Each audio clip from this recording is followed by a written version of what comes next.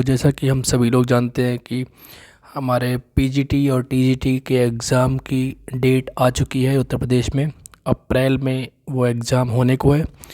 और जैसा कि मैं आपको बता रहा हूँ कि 2021 के पीजीटी में मेरा सिलेक्शन हुआ है और 2022 के जीआईसी में मेरा सिलेक्शन हुआ है केमिस्ट्री सब्जेक्ट में। तो मुझे लगता है कि मैं आपको थोड़ा हेल्प कर सकता हूँ, बता सकता हूँ इसके बारे में। तो पहले हम सिलेबस देखते हैं। सिलेबस आपके सामने दिया हुआ है।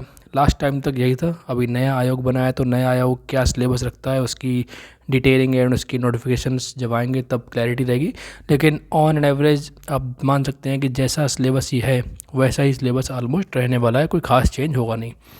जो लोग पहले पेपर दे चुके हैं वो जानते होंगे, बट जो नहीं दे चुके हैं उनको बता दूंगा कि अभी तक ऐसा होता था 125 क्वेश्चन आपके आया करते थे। 125 क्वेश्चन होते थे आपके 425 नंबर के, 425 के, ठीक है। यानी कि अप्रॉक्स 3.4 मार्क्स का एक क्वेश्चन होता था। प्लस 25 नंबर आपके होते थे वेटेज के, जो भी एक्स्ट्रा वेटेज हो, किसी के पास बीएड होता है, किसी के पास कोई और कोटा होता है। और 50 नंबर का होता था अभी तक इंटरव्यू, ठीक है। तो इस तरीके से आपके टोटल 500 मार्क्स हो जाते थे और 500 मार्क्स में से क्या है मेरिट बनती थी।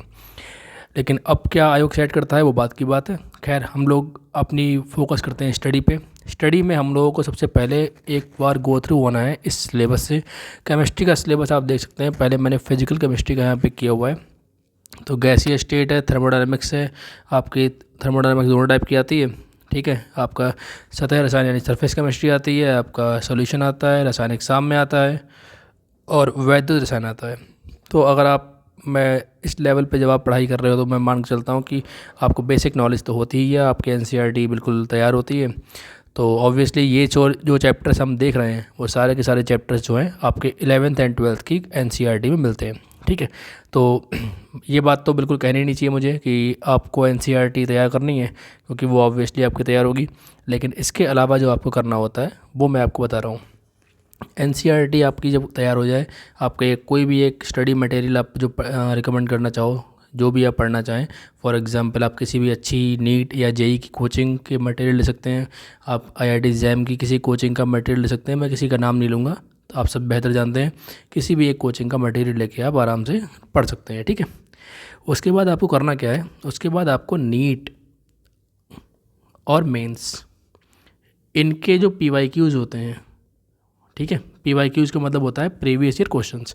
बिकॉज मैंने भी अपने एनआईटी वारंगल से एमएससी करने के बाद 3 साल नीट और मेंस की कोचिंग बढ़ाई थी, ठीक है।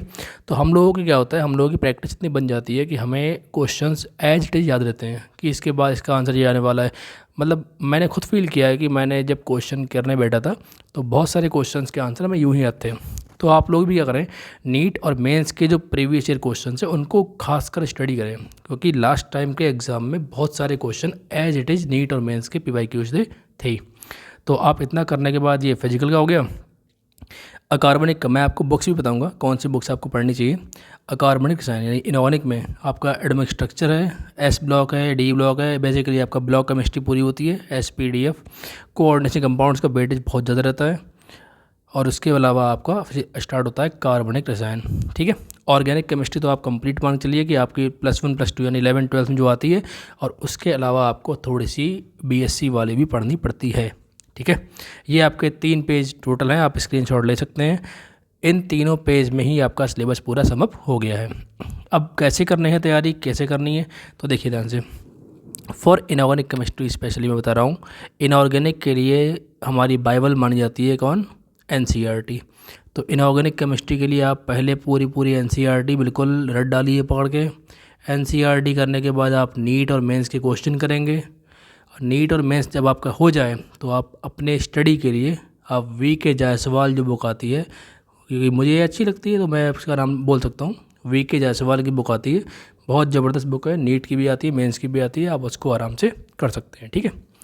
इसमें से आपका अच्छा खासा कवर हो जाता है। इसके अलावा ऑर्गेनिक में क्या करेंगे आप, ऑर्गेनिक के लिए आपका एनसीईआरटी तो उतना खासकर यूज़फुल नहीं है, बिकॉज काफ़ी लिमिटेड होता है। लेकिन ऑर्गेनिक के लिए आप लोग क्या करेंगे, किसी भी एक कोचिंग का मटेरियल आप उठा लेंगे, आजकल हर जगह अवेलेबल है। उस कोचिंग के मटेरियल को आप अच्छे से पढ़ डालिए, और अच्छे से पढ़ने के बाद आप हो सके तो नीट लेवल की जो अपनी बुक आती है MS चौहान तो एक आती है, तो वो काफ़ी अच्छी बुक है, ठीक है। और अगर आप MS चौहान ना करना चाहें तो उसके ऑप्शन में आप हिमांशु पांडे भी लगा सकते हैं। हिमांशु पांडे जो है काफ़ी अच्छा राइटर है और इनकी बुक भी आती है, आप चाहें तो पढ़ सकते हैं, काफ़ी अच्छे राइटर हैं, ठीक है। फिज़िकल की अगर बात करें तो फिज़िकल में आप लोग जो अपनी कोचिंग का कोई मटेरियल है वो आप पढ़ेंगे। उसके अलावा जो फिज़िकल में क्वेश्चन कर सकते हैं आप पी बहादुर लगा सकते हैं। कौन सा? पी बहादुर। और पी बहादुर के अलावा अगर आपको चाहो तो एन अवस्थी, एन करके आती है, एन अवस्थी, नरेंद्र अवस्थी, वो भी आप लगा सकते हैं, ठीक है। तो ये ऐसी बुक्स हैं जो बिल्कुल आपके, आप मान के चलिए कि 125 में से जो आपके पहले आया करते थे 125 में से 90 क्वेश्चन तो आपको यहाँ से पक्का मिल जाते हैं। मैं ऐसा मान के चलता हूँ कि 90 क्वेश्चन आपके पक्का हो जाएंगे। हालांकि 90 भी अच्छा स्कोर होता है, लेकिन ऑब्वियसली आप जानते हैं कंपटीशन बहुत होता है, तो 100 से ऊपर सेफ्टी रहती थी पहले, तो आप चाहते हैं कि हम 100 से ऊपर रहें। अब उसके लिए क्या करना पड़ेगा? अब बचे आपके 30-35 क्वेश्चन, तो उनके लिए आपको थोड़ा सा BSc में घुसना पड़ेगा। BSc में क्या करना पड़ेगा? देखो ऐसा है, बहुत सारे टॉपिक्स ऐसे होते हैं जो BSc के ही टॉपिक्स हैं, स्पेशली जैसे थोड़ी सी स्पेक्ट्रो आती है, ठीक है, हेट्रोसाइक्लिक, ये ऐसे टॉपिक्स हैं जो आपको पढ़ने पड़ते हैं, ठीक है। स्पेक्ट्रो हेट्रोसाइक्लिक है। कोऑर्डिनेशन आपकी जो +1 +2 की है वो काफ़ी कम होती है, तो कोऑर्डिनेशन थोड़ी सी और डिटेल में पढ़नी पड़ेगी। और इसके सबके अलावा एक यूथ कंपटीशन टाइम्स की एक बुक आती है, यूथ कंपटीशन वाली, ठीक है, ये आपकी बुक्स आती हैं यूथ कंपटीशन टाइम की, इसको आप ज़रूर ले लें। इसमें क्या होगा, आपको यूथ कंपटीशन टाइम में आपको आइडिया रहेगा कि PGT और TGT में किस टाइप के क्वेश्चन पहले ही पूछे गए हैं, ठीक है।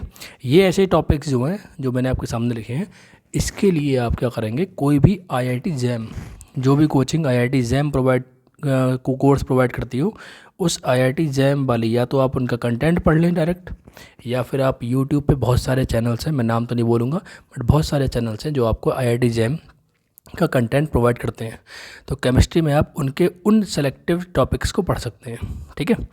इसमें आपका क्या होगा कि आप में इसमें बहुत ज़्यादा क्वेश्चन तो नहीं आते हैं, लेकिन ये क्वेश्चन जो है वो ऐसे रहते हैं जो आपको 125 के आसपास पहुंचाएंगे, मतलब आपको 110 के पार पहुंचाएंगे। क्योंकि वह आप अगर सिर्फ 11-12 तक लिमिटेड रहेंगे तो आप सिर्फ 90 तक सिमट जाएंगे, 90 के ऊपर आप नहीं पढ़ पाएंगे। लेकिन आपको BSc के भी टॉपिक पढ़ने पड़ेंगे, तभी आप 90+ जा पाएंगे, ठीक है। और कंपटीशन बहुत ज़्यादा होता है, सीटें बहुत कम होती हैं, तो आपको 100+ करना ही करना है हर हाल में। तो ये आपका हो गया सिलेबस की बात। अब रही बात क्वेश्चंस कहाँ से करेंगे, तो क्वेश्चन मैंने आपको बता दिया है, कुछ बुक्स बताई हैं, उनसे आप कर सकते हैं। इसके PYQ जो होते हैं, प्रीवियस ईयर क्वेश्चंस, आप इसको बहुत ध्यान से देखिए, लिमिटेड क्वेश्चंस होते हैं, बहुत ज़्यादा क्वेश्चंस वैरायटी नहीं आती हैं, आसान पेपर होता है, बहुत मुश्किल नहीं है। सारा का सारा गेम किसका होता है? स्पीड का होता है, कि 120 मिनट में आपको 125 क्वेश्चन करने होते हैं। तो ये अब मान के चलिए कि बहुत ज़्यादा कॉम्प्लिकेटेड जो फिजिकल के न्यूमेरिकल्स होते हैं वो नहीं आने वाले हैं, क्योंकि आप समझ सकते हैं कि 120 मिनट में आप 125 क्वेश्चन की उम्मीद कर रहे हैं, तो बहुत ज़्यादा कॉम्प्लिकेटेड क्वेश्चंस में मत जाइए। आप केवल फोकस करिए कि थ्योरेटिकल क्वेश्चंस और ऐसे क्वेश्चन जो बिल्कुल 1 शॉट में आंसर आता है, ऐसे क्वेश्चंस पे फोकस ज़्यादा करिएगा, आपको फ़ायदा रहेगा। बाकी डिपेंड करता है कि इस बार आयोग कैसा रहेगा।